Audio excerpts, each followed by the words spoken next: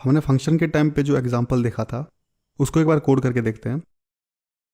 हमने जो बाकी का स्टेटमेंट लिखा था उनको अभी डिलीट कर देते हैं। तो सबसे पहले मैं X Y Z variable declare कर देता हूँ।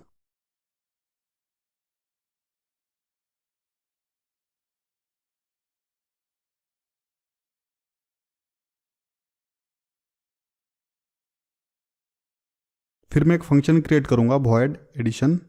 मैं वॉइड यूज़ करूँ इसका मतलब ये कोई भी वैल्यू रिटर्न नहीं करेगा। यहाँ पर हम कुछ कोड लिखेंगे।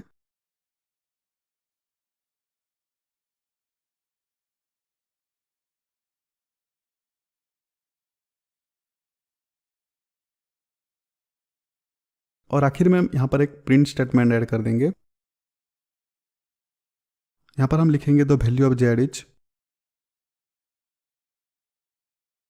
फिर आगे हम चाहते हैं जेड का जो वैल्यू है वो प्रिंट हो।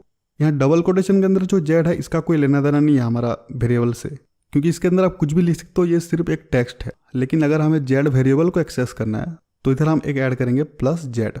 यहाँ पर प्लस का मतलब वो नॉर्मल वाला एडिशन नहीं है, यहाँ पर मैसेज के साथ हम अटैच कर रहे हैं और एक वेरिएबल जो है जेड। यहाँ पर पहले मैसेज प्रिंट होगा, फिर जेड का जो वैल्यू है वो प्रिंट होगा। अब फंक्शन तो क्रिएट हो गया, इसको अभी हमें कॉल करना है। तो हम स्टार्ट पे जाएंगे और इधर हम कॉल कर देंगे हमारा फंक्शन को। अब इसको सेव करते हैं और जाते हैं यूनिटी पे।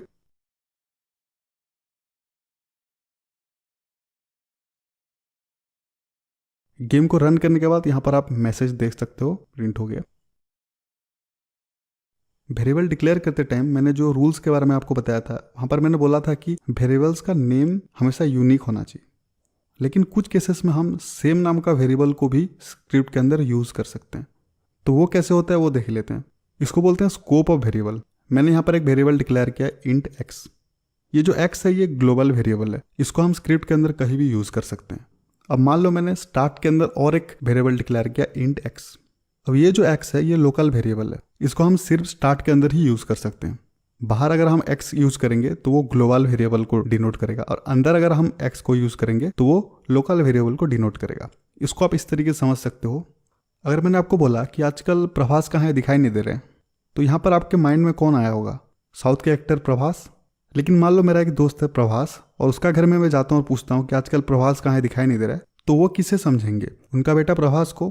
तो इस तरीके से काम करता है लोकल और ग्लोबल वेरिएबल। ठीक उसी तरह फंक्शन के अंदर हम जो वेरिएबल को डिक्लेयर करते हैं उसको हम फंक्शन के अंदर ही यूज़ कर सकते हैं, बाहर हम उसको यूज़ नहीं कर सकते।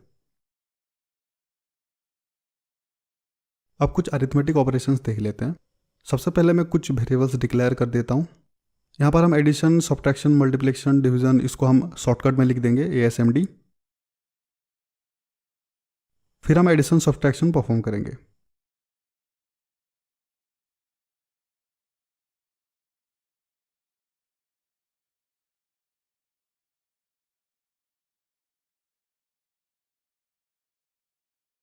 अब जो रिजल्ट है इसको प्रिंट करते हैं। प्रिंट करने का अलग अलग तरीका है। डायरेक्टली इसको इस तरीके से लिख सकता हूँ जैसे मैंने पहले आपको दिखाया था। यहाँ पर हम मल्टीपल लाइंस को एक साथ भी प्रिंट कर सकते हैं। यहाँ पर जो प्लस है ये एडिशन वाला प्लस नहीं है, ये बेसिकली दो लाइंस को आपस में कंबाइन कर रहा है।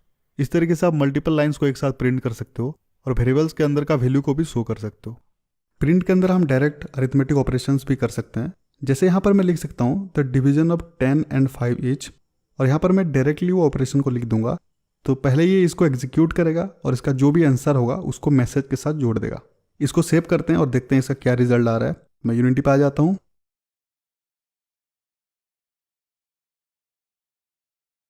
और गेम को प्ले करने के बाद यहाँ पर आप देख सकते हो कुछ इस तरीके से मैसेज प्रिंट हो रहा है।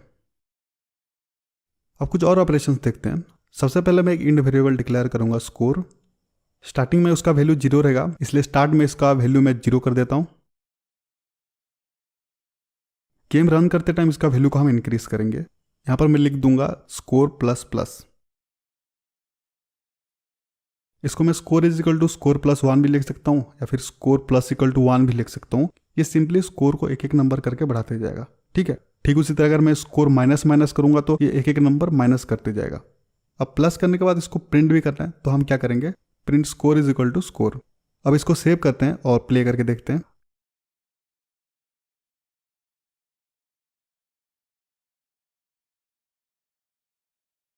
यहाँ पर आप देख सकते हो हमारा जो स्कोर है वो इंक्रीज होते जा रहा है जब तक हमारा गेम चल रहा है। मैंने आपको कमेंट के बारे में बताया था, अगर हम डबल स्लैश देके कुछ भी लिखें तो एज ए कमेंट पास होता है, वो रन नहीं होता है।